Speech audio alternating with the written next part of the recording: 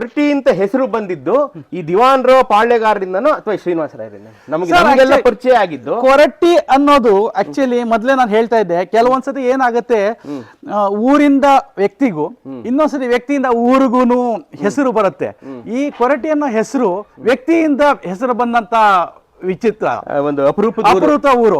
ಯಾಕಂದ್ರೆ ಇವ್ರು ಕೊರಟಿ ಶ್ರೀನಿವಾಸರಾವ್ ಅಂತ ಏನಿದೆ, ಕೊರಟಿ ಅವರು ಎಜುಕೇಶನ್ ಬಗ್ಗೆ ಎಲ್ಲ ಹೇಳ್ಬೇಕು ಅಂತೆಲ್ಲ ಇದ್ರೆ ಅವಾಗೆಲ್ಲ ಏನಾಯ್ತು, ತುಂಬಾ ಚೆನ್ನಾಗಿ ಅವರು ಎಜುಕೇಶನ್ ಮಾಡಿದ್ರು. ಅವರು ಸಂಯುಕ್ತ ಕರ್ನಾಟಕದ ಉಪಸಂಪಾದಕರಾಗಿದ್ರು ಆ ಕಾಲದಲ್ಲಿ. ಬೆಂಗಳೂರು APS ಕಾಲೇಜಿನ ಪ್ರಿನ್ಸಿಪಾಲ್ ಆಗಿದ್ರು. ಇದೆಲ್ಲ ಇತ್ತು. ಅವರು ಕಾದಂಬರಿಗಳು ಎಲ್ಲ ಏನಿತ್ತು ವಿಜಯನಗರ ಸಾಮ್ರಾಜ್ಯದ್ದು ಅವೆಲ್ಲ ಏನಾಗಿತ್ತು, ಅದು ಎಲ್ಲಾ ಕಡೆ ಏನು ಅದರ ರೀಚ್ ಆಗಿದಾಗ ಕೊರಟಿ ಅಂತ ಕೊರಟಿ ಶ್ರೀನಿವಾಸರಾವ್ ಅಂತ.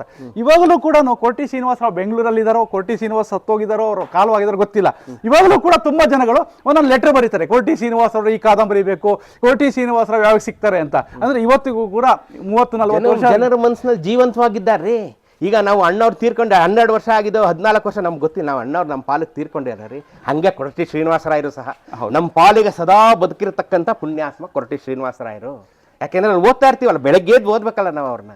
ಬೆಳಗ್ಗೆ ಎದ್ದು ಅವರು ರಸ್ತೆಯಲ್ಲಿ ಓಡಾಡ್ತೀವಲ್ಲ, ಬೆಳಗ್ಗೆ ಎದ್ದು ಆ ಊರು ನೋಡ್ತೀವಲ್ಲ, ನಮ್ಮ ಪಾಲಿಗೆ ಅವ್ರು ಸದಾ ಜೀವಂತ. ಮನೆಯವ್ರಿಗೆ ಮಾತ್ರ ಅಲ್ಲ ರೀ, ಎಲ್ಲ ಕನ್ನಡಿಗರಿಗೆ ಸದಾ ಜೀವಂತ ಆಗಿರುವಂಥ ಪುಣ್ಯ ಪುರುಷ ಕೊರಟಿ ಶ್ರೀನಿವಾಸರಾಯರು ಸಾಮಾನ್ಯ ಅಲ್ಲ ಸರ್. ಈಗ ಈ ಕೊರಟಿ ಶ್ರೀನಿವಾಸರಾಯರಿಗೆ ನೀವೆಲ್ಲ ಈಗ ಆಡಳಿತ ಮನೆತನದಿಂದ ಬಂದ್ರಿ. ಹೌದು, ದಿವಾನ್ರಾದ್ರಿ, ಪಾಳ್ಯಗಾರರ ಮನೆಯಲ್ಲಿ ದಿವಾನ್ರಾದ್ರಿ, ಶಾನ್ಭೋಗ್ರಾದ್ರಿ. ಇವ್ರು ಹೆಂಗೆ ಕಾದಂಬರಿ ಬರೆಯೋ ಹುಚ್ಚು ಇವ್ರು ಹೆಂಗ್ ಬಂತು? ಅದು ಏನಾಗತ್ತೆ ಅಂದ್ರೆ ಆಕ್ಚುಲಿ ಕಾದಂಬರಿ ಹುಚ್ಚು ಹೆಂಗ್ ಬಂತು ಅಂತ ನಾನು ಒಂದ್ಸತಿ ಸ್ವಲ್ಪ ಯೋಚನೆ ಮಾಡಿದಾಗ ಏನಾಯ್ತು, ಅವರ ತಾಯಿ ಇದ್ರಲ್ಲ ನಾಮಗಿರಿಯಮ್ಮ ಅಂತ, ಅವರು ನಮ್ಮ ಅಜ್ಜಿ ಅವರು ಏನಂತೆ ಅಂದ್ರೆ ಆಕ್ಚುಲಿ ಅವರು ಕತೆ ಎಲ್ಲ ಹೇಳ್ತಾ ಇದ್ರಂತೆ ಚಿಕ್ಕ ಮಕ್ಕಳಿದ್ದಾಗ. ಆ ಕತೆಗಳೆಲ್ಲ ಸ್ವಲ್ಪ ಯೋಚನೆ ಮಾಡಿ ಮಾಡಿ ಮಾಡಿ ಮಾಡಿ ಅವರು ಕಾದಂಬರಿ ಕತೆ ಬರೆಯೋದು ಬಗ್ಗೆ ಬಂತು ಅಂತ ಒಂದು ಸ್ವಲ್ಪ ಮಾತ್ರ ಗೊತ್ತಿದೆ, ಅಷ್ಟೊಂದು ನನ್ಗೆ ಗೊತ್ತಿಲ್ಲ ಸರ್. ಅವರು ನಮ್ ದೊಡ್ಡಪ್ಪ ಅವ್ರ ಜೊತೆ, ನಮ್ ಚಿಕ್ಕಪ್ಪ ಅವ್ರ ಜೊತೆ, ನಮ್ ತಂದೆಯವ್ರ ಜೊತೆ ನಾನೊಂದು 20-25 ವರ್ಷ ತುಂಬಾ ಕ್ಲೋಸ್ ಆಗಿ ಕೋಆರ್ಡಿನೇಟ್ ಮಾಡಿದೀನಿ. ಆದ್ರೂ ಅಷ್ಟೊಂದು ಧೈರ್ಯನೂ ಇರ್ಲಿಲ್ಲ ಹೆಂಗ್ ಬಂತು ಅಂತ ಕೇಳಕ್ ನಮ್ಗೆ ಅವಾಗ ಆಗಿತ್ತಾಯ್ತು. ಹೌದು. ಅಂದ್ರೆ ಈಗ ನಾನ್ ಕೇಳ್ತಾರೆ, ನಂದು ಏನು ಯೋಚನೆ ಬರ್ತಾ ಇದೆ ಅಂದ್ರೆ, ನಿಮ್ಮ ಈ ಪೂರ್ವಜರಲ್ಲಿ ಇನ್ಯಾರಾದ್ರೂ ಈ ತರದ ಸಾಹಿತಿಗಳಿದ್ರೆ ಅದರ್ ದ್ಯಾನ್ ದಿವಾನ್ರು ಅವರು ಇವರು ಯಾರಾದ್ರೂ ಇದ್ರ ಅಂತ? ಅಷ್ಟೊಂದು ಮಾಹಿತಿ ಇಲ್ಲ ಸರ್ ನನ್ನ ಹತ್ರ ಇವಾಗ ಸದ್ಯ. ಶ್ರೀನಿವಾಸರಾಯರಿಗೆ ಏಕಾಏಕಿ ಎಲ್ಲಾನು ತಲೆಯಲ್ಲಿ ತುಂಬಿಕೊಂಡು ಇಷ್ಟು ಅದ್ಭುತವಾದ ಕಾದಂಬರಿಗಳು ಬರೆಯೋದಕ್ಕೆ ಪ್ರೇರೇಪಣೆ ಆದ್ರೂ ಯಾವುದು ಅಂತ? ತಾಯಿ ಸರಸ್ವತಿ ಇವ್ರನ್ನೇ ಹುಡುಕೊಂಬಂದ್ ಕೂತ್ಕೊಂಡ್ಬಿಟ್ಲು ಏನೋ ತಾಯಿ ಸರಸ್ವತಿ? ಹೇಳಕ್ಕಾಗಲ್ಲ ಸರ್. ಅವ್ರದ್ದೇನೋ ಒಂದು ಇಲ್ಲಿ ಮುನೇಶ್ವರ ಅಂತ ಇಲ್ಲಿನ 2 ಕಿಲೋಮೀಟರ್ ದೂರದಲ್ಲಿ ಒಂದು ದೇವಸ್ಥಾನ ಇದೆ. ಅವರು ಸಾಯಂಕಾಲ ಕೆಲಸ ಇಲ್ಲದ ಟೈಮಲ್ಲಿ ಅಲ್ಲಿ ಹೋಗಿ 1 ಅವರ್ ಸ್ಪೆಂಡ್ ಮಾಡ್ತಾ ಇದ್ರಂತೆ. ಅಲ್ಲಿ ಅವರಿಗೆ ಸ್ಫೂರ್ತಿ ಬರ್ತಾ ಇತ್ತಂತೆ, ಈ ತರ ಬರಿಬೇಕಾಯ್ತು ಅಂತ. ಅದು ಇರ್ಬೋದೇನೋ ಗೊತ್ತಿಲ್ಲ, ಅದರ ಬಗ್ಗೆ ಹೆಚ್ಚಾಗಿ ಹೇಳಕ್ಕೆ ಸ್ವಲ್ಪ ಕಷ್ಟ ಅನಿಸ್ತದೆ ನನಗೆ. ಈಗ ಇದು ಕೊರಟಿ ಶ್ರೀನಿವಾಸರಾಯರ ಬಗ್ಗೆ ಇನ್ನೂ ಮತ್ತಷ್ಟು ಮಾತಾಡೋಣ ಸರ್. ಈಗ ಕೊರಟಿ ಒಳಗಡೆ ಏನೇನಿದೆ ನನಗೊಂದ್ಸಲಿ ತೋರಿಸ್ಬೇಕು. ಕೊರಟಿ ಒಳಗಡೆ ಆಕ್ಚುಲಿ ಒಂದು ಕೋಟೆ ಇದೆ. ಅಲ್ಲಿಂದ ತೋರಿಸ್ಕೊಂಡು ಈಗ ನನಗೆ ನಮ್ಮ ವೀಕ್ಷಕರಿಗೆ ನನಗೆ ತೋರಿಸ್ಬಿಟ್ಟು ಅಲ್ಲೇನೆ ನೀವು ಹೇಳ್ಕೊಂಡು ಹೋದ್ರೆ ಚೆನ್ನಾಗಿ. ಅದೇ ಸರ್, ಇದು ಕೋಟೆ, ಇದು ಒಂದು ಸೆಂಟರ್ ಪ್ಲೇಸ್ ಆಫ್ ದ ಕೊರಟಿ ಅಂತಿತ್ತು. ಇದು 2 ಕಂಬ ಮಾತ್ರ ಇದೆ ಇವಾಗ ಇದೆಲ್ಲ ಕಂಪ್ಲೀಟ್ ಆಗಿದೆ ಕೊರಟಿ ಇದೆಲ್ಲ. ಸೊ ಇದು 2 ಕಂಬ, 2 ಕಂಬ ಇಲ್ಲಿತ್ತು, ಇಲ್ಲೊಂದು ಬಾಗಿಲಿತ್ತು. ಅದನ್ನ ಒಂದು 10-15 ವರ್ಷದ ಕೆಳಗಡೆ ಕೋಟೆ ಬಾಗಿಲು. ಸೊ ಇದು ಕೋಟೆ ಬಾಗಿಲು ಈಗ? ಹೌದು. ಇವಾಗ ಸದ್ಯಕ್ಕಿರೋ ಕೋಟೆ ಬಾಗಿಲು ಹಿಂಗಿದೆ. ಆಮೇಲೆ ಒಂದು ಊರು ಬಾಗಿಲಿದೆ. ಒಂದು ಆಕ್ಚುಲಿ ಏನಾಗಿದೆ, ಸ್ವಲ್ಪ ನಮ್ಮಲ್ಲಿ ಎಜುಕೇಶನ್ಸ್ ಸ್ವಲ್ಪ ಚೆನ್ನಾಗಿದೆ ಸರ್. ಚೆನ್ನಾಗಿರೋದ್ರಿಂದ ಹಳೇದನ್ನೆಲ್ಲ ಸ್ವಲ್ಪ ಮಾಡಿಫಿಕೇಶನ್ ಮಾಡಬೇಕು ಅಂತ ಒಂದು ಚಂದ್ರಾಯ ಸ್ವಾಮಿ ದೇವಸ್ಥಾನ ಅಂತ ಇತ್ತು.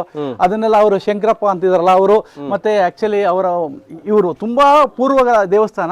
ಅದನ್ನ ಅವ್ರು ಏನ್ ಮಾಡಿದ್ದಾರೆ, ಎಲ್ಲ ಸ್ವಲ್ಪ ಮಾಡಿಫಿಕೇಶನ್ ಮಾಡಿ ಒಂದು 5 ವರ್ಷ ಆಯ್ತು. 5 ವರ್ಷದಲ್ಲೆಲ್ಲ ತುಂಬಾ ಚೆನ್ನಾಗಿ ಮಾಡಿಫಿಕೇಶನ್ ಮಾಡಿದ್ದಾರೆ ಸರ್ ಅದನ್ನ. ಅದಕ್ಕಿಂತ ಮೊದಲು ಇಲ್ಲ ಬಹಳ ಚೆನ್ನಾಗಿ ಮಾಡಿದ್ದಾರೆ. ಅದಕ್ಕೆ ಮೊದಲು ನೀವು ಒಂದು 5 ವರ್ಷದ ಕೆಳಗಡೆ ಬಂದಿದ್ರೆ ಅದು ನೀವು ಪೂರ್ವ ಕಾಲದಲ್ಲಿ ಹೆಂಗಿತ್ತು ಹಂಗೆ ಇರ್ತಾ ಇತ್ತು ದೇವಸ್ಥಾನ. ಹೆಂಗಿತ್ತು ಅದರಲ್ಲಿ ಅಂದ್ರೆ ದೊಡ್ಡ ದೊಡ್ಡ ಕಲ್ಲುಗಳು, ಅದು ಹೆಂಗ್ ಮಾಡುದು ಆ ತರ ಕಲ್ಲುಗಳನ್ನ ಹೆಂಗ್ ಎತ್ಕೊಂಡ್ರು ಅಂತ. ಇದೆಯಾ ಫೋಟೋ? ದೇವಸ್ಥಾನ ಒಳಗಡೆ ಫೋಟೋ ಇದೆ, ತೋರಿಸ್ತೀನಿ ಸ್ನೇಹಿತರೆ. ಈಗ ಅದಲ್ಲದೆ ಕೊರಟಿಲಿ ಒಂದಷ್ಟು ಶಾಸನಗಳು ಇತ್ತು ಅಂತ ಹೇಳ್ತಾ ಇದ್ರು. ಅದ್ರ ಶಾಸನಗಳು ಫೋಟೋ ತೆಗಿಸಿದ್ವಿ. ಇವಾಗ ಮಳೆ ಸ್ವಲ್ಪ ಜಾಸ್ತಿ ಬಂದಿರೋದ್ರಿಂದ ನಾವು ಒಂದು ಶಾಸನ ಹತ್ರಕ್ಕೆ ಹೋಗಕ್ ಆಗುತ್ತೋ ಇಲ್ಲ ಗೊತ್ತಿಲ್ಲ, ಆದ್ರೂ ಕೂಡ ಅದ್ರ ಫೋಟೋ ಇದೆ ನಂತರ ಅದು ಕೊಡ್ತೀನಿ ನಾನು. ಅದು ಕೊಡಿ. ಮತ್ತೆ ಶಾಸನದ ಪಾಠನೂ ನಿಮ್ಮ ಹತ್ರ ಇದೆ ಅಂತ? ಹೌದೌದು, ಕೊಡ್ತೀನಿ ಸರ್. ಅದು ಶಾಸನದ ಪಾಠ ಸ್ನೇಹಿತರಿಗೆ. ಕೊರಟಿ ಐತಿಹಾಸಿಕ ಗ್ರಾಮ ಅಲ್ಲದೆ ಇಲ್ಲೂ ಒಂದು ಯುದ್ಧ ಆಗಿದ್ದಕ್ಕೆ ಇಲ್ಲೊಂದಿಷ್ಟು ಶಾಸನಗಳು ಸಿಕ್ಕಿವೆ. ಅದನ್ನ BL ರೈಸ್ ಅದನ್ನ ಬರೆದು ನಮಗೆ ಕೊಟ್ಟಿದ್ದಾರೆ. ಅದನ್ನು ಈಗ ನಾನು ನಿಮ್ಗೆ ತೋರಿಸ್ತೀನಿ. ಅಷ್ಟಲ್ಲದೆ ಈ ಕೊರಟಿಲಿ ಆಯ್ತು, ಈಗ ಸ್ವತಂತ್ರ ಪೂರ್ವ ಭಾರತದ ಕೊರಟಿ ನಾವ್ ಹೇಳ್ಕೊಂಡ್ ಬಂದ್ವಿ. ಸ್ವತಂತ್ರ ಬರೋ ಹೆಚ್ಚು ಕಡಿಮೆ ಈ ಬ್ರಿಟಿಷ್ ಬಂದ ಮೇಲೆ ಕೊರಟಿಲಿ ಹೌದು ಏನೇನ್ ಬಂತು?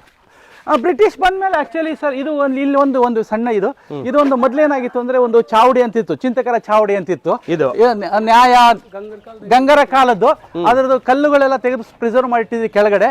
ಗಂಗರ ಕಾಲದಲ್ಲಿ ಬಂದಾಗ ಇಲ್ಲಿ ಚಾವಡಿ ಅಂತ ಒಂದು ಏನಿತ್ತು ಇರ್ತಾ ಇತ್ತು. ಈ ಪಿಕ್ಚರ್ ಅಲ್ಲಿ ಇದರಲ್ಲೇ ನ್ಯಾಯ ಪಂಚಾಯತಿ ಎಲ್ಲ ಮಾಡ್ತಾ ಇದ್ರಲ್ಲ ಗೌಡ್ರು, ಅಲ್ಲೆಲ್ಲ ನಡೀತಾ ಇದ್ದಿದ್ದು ಜಾಗ ಸರ್. ಇದು ಈ ಕಂಬಗಳು ಇದು ಎಲ್ಲಿಟ್ಟಿದ್ದೀರಾ ಇದನ್ನ? ಕಂಬಗಳು ತೆಗೆದಿದ್ದಾರೆ, ಎಲ್ಲ ಒಳಗಡೆ ಹಾಕಿದ್ದಾರೆ ಸರ್, ಅಲ್ಲೆಲ್ಲೋ ಹಾಕಿದ್ದಾರೆ, ಅಲ್ಲಿ ತೆಗೆದಿದ್ದಾರೆ ಅನ್ಸುತ್ತೆ. ಅದು ಸ್ವಲ್ಪ ಕಷ್ಟ ಇದೆ. ಆ ಕಡೆ ಇಲ್ಲೇ ತೋರಿಸ್ಬೋದು ಅಷ್ಟೇ ದೂರದಿಂದ. ತೋರ್ಸಕ್ಕಾಗ್ತಾ ನೋಡಿ? ಅದೇ ತೋರಿಸ್ಬೋದು ಅನ್ಸುತ್ತೆ. ಅದ್ರ ಮೇಲೆಲ್ಲ ಇತ್ತು. ಇಲ್ಲ ಕಲ್ಲುಗಳು ಇಲ್ಲಲ್ಲ, ಅದನ್ನೇ ತೆಗೆದ್ಬಿಟ್ರ. ಆಮೇಲೆ ಏನಾಯ್ತು ಅಂದ್ರೆ ಸರಿ ಸ್ವತಂತ್ರ ಬಂದಿದ್ದಾದ್ಮೇಲೆ ಏನಾಯ್ತು, ಇಲ್ಲಿ ನಮ್ಮ ಮನೆತನದವ್ರು ಏನಾಯ್ತು, ಕೊರಟಿ ಶ್ರೀನಿವಾಸರಾವ್ ಐತಿಹಾಸಿಕ ಕಾದಂಬರಿ ಬರೆದ್ರಲ್ಲ, ಆವಾಗ ಏನಾಗ್ತಾ ಇತ್ತು, ಆ 1960-65ನೇ ದಶಕದಲ್ಲಿ ಸಿನಿಮಾ ಇಂಡಸ್ಟ್ರಿ ಮತ್ತೆ ಮಾಧ್ಯಮ ಏನಿತ್ತು ಅದು ತುಂಬಾ ಎಂಟರ್ಟೈನ್ಮೆಂಟ್ ಏನಾಯ್ತು, ಅದು ತುಂಬಾ ಉತ್ತುಂಗದಲ್ಲಿತ್ತು. ಆವಾಗ ಒಂದು ಸಿನಿಮಾ ಮಾಡೋದು, ಒಂದು ಪಿಕ್ಚರ್ ಮಾಡೋದು, ಅವೆಲ್ಲ ಬಹಳ ಕಷ್ಟವಾದ ಕೆಲಸ ಆಗಿತ್ತು. ಅಂತದ್ರಲ್ಲಿ ನಮ್ಮ ಚಿಕ್ಕಪ್ಪ ಅವರು ಅಂದ್ರೆ ಜಗನ್ನಾಥ್ ಅವರು ಸೇಡಿನ ಕಿಡಿ ಅಂತ ಒಂದು ಪಿಕ್ಚರ್ ಮಾಡ್ತಾರೆ. ಫಸ್ಟ್ ಏನಾಗುತ್ತೆ, ಮಿಸ್ ಲೀಲಾವತಿ ಪಿಕ್ಚರ್ ಮಾಡ್ತಾರೆ. ಮಿಸ್ ಲೀಲಾವತಿ ಪ್ರೊಡ್ಯೂಸರ್ ನಿಮ್ ಚಿಕ್ಕಪ್ಪ. ಮಿಸ್ ಲೀಲಾವತಿ ಕತೆ ನಮ್ ದೊಡ್ಡಪ್ಪ. ಕೇಳಿ ಸ್ನೇಹಿತರೆ, ಕೊರಟಿ ಶ್ರೀನಿವಾಸರಾವ್ ಬರೀ ಯೋಧರಲ್ಲ, ದಿವಾನ್ಗಿರಿನೂ ಅಲ್ಲ, ಶಾನುಭೋಗರು ಅಲ್ಲ, ಅವ್ರ ಸಾಹಿತಿಗಳು ಅಲ್ಲ, ಪಿಕ್ಚರ್ ಪ್ರೊಡ್ಯೂಸ್ ಮಾಡಿ ಕತೆ ನೋಡ್ರಿ. ಒಂದೇ ಕುಟುಂಬದಲ್ಲಿ ಎಷ್ಟೊಂದು ಪ್ರತಿಭೆಗಳು. ಸರ್ ಹೇಳಿ. ಅದಕ್ಕಿಂತ ಹೆಚ್ಚಾಗಿ ಏನಂದ್ರೆ, ಈ ಸಿನಿಮಾ ಇಂಡಸ್ಟ್ರಿಲಿ ಅವಾಗ ತುಂಬಾ ಕಮ್ಮಿ ಸಿನಿಮಾ ಬರ್ತಾ ಇತ್ತು ಸರ್. ಅಂತದ್ರಲ್ಲಿ ಕನ್ನಡ ಸಿನಿಮಾಗೆ ಫಸ್ಟ್ ಸ್ವರ್ಣ ಕಮಲ ರಾಷ್ಟ್ರ ಮಟ್ಟದಲ್ಲಿ ಒಂದು ಪ್ರಶಸ್ತಿ ತಂದುಕೊಟ್ಟಂತ ಚಿತ್ರ ಮಿಸ್ ಲೀಲಾವತಿ. ಪ್ರಥಮ ಅದನ್ನ ತೆಗೆದಿದ್ದು ಜಗನ್ನಾಥ್ ನಮ್ ಚಿಕ್ಕಪ್ಪ ಅವರು, ಅದರ ಕತೆ ನಮ್ ದೊಡ್ಡಪ್ಪ ಅವರು ಶ್ರೀನಿವಾಸರಾವ್, ಕೊರಟಿ ಶ್ರೀನಿವಾಸರಾವ್. ಆ ಒಂದು ಸ್ಫೂರ್ತಿಗಾಗಿ ಏನಾಯ್ತು ಅಂದ್ರೆ, ಈ ಸುತ್ತಮುತ್ತ ಜನಗಳಿದ್ರಲ್ಲ 30-40 ಜನಗಳು, ಸರ್ ತುಂಬಾ ಚೆನ್ನಾಗಿ ಮಾಡಿದಿರಿ, ನಾವು ಬರ್ಬೇಕು ಅಂತ ಹೇಳ್ತಾರೆ. ಅವಾಗ ಏನಾಗುತ್ತೆ, ಮಿಸ್ ಸೇಡಿನ ಕಿಡಿ ಅಂತ ಒಂದು ಪಿಕ್ಚರ್ ಮಾಡ್ತಾರೆ. ಆ ಸೇಡಿನ ಕಿಡಿ ಪಿಕ್ಚರ್ ಮಾಡಿದಾಗ ಸೇಡಿನ ಕಿಡಿ ತಲಗೊಂದ, ಇಲ್ಲಿ ಗುಟ್ಟಳ್ಳಿ ಅಂತಿದೆ, ಅಲ್ಲಿ ಕೊರಟಿ ಒಳಗೆ ತುಂಬಾ ಫೈಟಿಂಗ್ ಸೀನ್ಸ್ ನ ಸುಮಾರು 32 ನಿಮಿಷ ಶೂಟಿಂಗು ಕೊರಟಿ ಒಳಗಾಗಿರುತ್ತೆ. ಇಲ್ಲಿನ ಜನನೇ ಬಳಸ್ಕೊಂಡು, ಇಲ್ಲಿನ ಜನನೇ ಎಲ್ಲ ಮಾಡ್ಕೊಂಡು, ನೆಲವಾಗಲ್ ಬಜ್ಜಣ್ಣ ಅಂತ ಇರ್ತಾರೆ, ಅವರೊಬ್ಬರು ಇರ್ತಾರೆ, ಅವರು ಇರ್ತಾರೆ. ಅವರು ಈ ಊರಲ್ಲಿ 2 ಹಾಡು, ನಮ್ಮ ತೋಟ, ಇಲ್ಲಿ 2 ಹಾಡು ಮತ್ತೆ 4-5 ಫೈಟಿಂಗ್ ಸೀನ್ ಎಲ್ಲ ಮಾಡಿದ್ದಾರೆ ಸರ್. ಆ ಕಾಲಕ್ಕೆ ನೋಡಿ, ಈ ಊರಲ್ಲಿ ಒಂದು ಶೂಟಿಂಗ್ ಮಾಡಿದಂತ ಇತಿಹಾಸ ನಿರ್ಮಿಸಿದ್ದಾರೆ ಇಲ್ಲಿ. ಇವಾಗ ಯೂಟ್ಯೂಬ್ ಅಲ್ಲಿ ನೋಡ್ಬೋದು ನೀವು, ಸೇಡಿನ ಕಿಡಿ ಅಂತ ಕೊಟ್ರೆ ಬರುತ್ತೆ ಯೂಟ್ಯೂಬ್ ಅಲ್ಲಿ. ಸ್ನೇಹಿತರೆ, ಯೂಟ್ಯೂಬಲ್ಲಿ ಸೇಡಿನ ಕಿಡಿ ಅಂತ ನೋಡ್ರೆ ಆ ಕಾಲದ ಕೊರಟಿನ ನೀವು ನೋಡ್ಬೋದು ಅಲ್ವಾ? ಕೊರಟಿ ಹೆಂಗಿತ್ತು ಆಗ.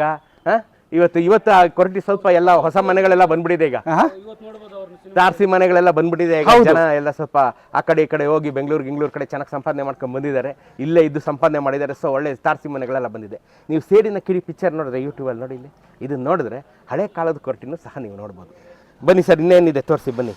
ಆ ದೇವಸ್ಥಾನ ಅಂದ್ರಲ್ಲ, ಈಗ ದೇವಸ್ಥಾನದಲ್ಲಿ ಏನಿದೆ? ಈಗ ಇವಾಗ ಆಕ್ಚುಲಿ ಕೊರಟಿಲಿ ಸ್ವಲ್ಪ ಭಕ್ತಿ ಜಾಸ್ತಿ ಸರ್. ಎಲ್ಲಾ ತರದ ದೇವಸ್ಥಾನ ಎಲ್ಲಾನು ಮಾಡ್ತಾರೆ. ಪ್ರತಿ ತಿಂಗಳು ಒಂದು ಉತ್ಸವ ನಡೆಯುತ್ತೆ ಸರ್ ಈ ಊರಲ್ಲಿ. ಒಂದು ಈ ಕೃಷ್ಣನ ದೇವಸ್ಥಾನ ಇರ್ಬೋದು, ಒಂದು ಈಶ್ವರನ ದೇವಸ್ಥಾನ ಇರ್ಬೋದು, ಒಂದು ಗ್ರಾಮ ದೇವತೆ ಮಾರಮ್ಮನ ದೇವಸ್ಥಾನ ಇರ್ಬೋದು.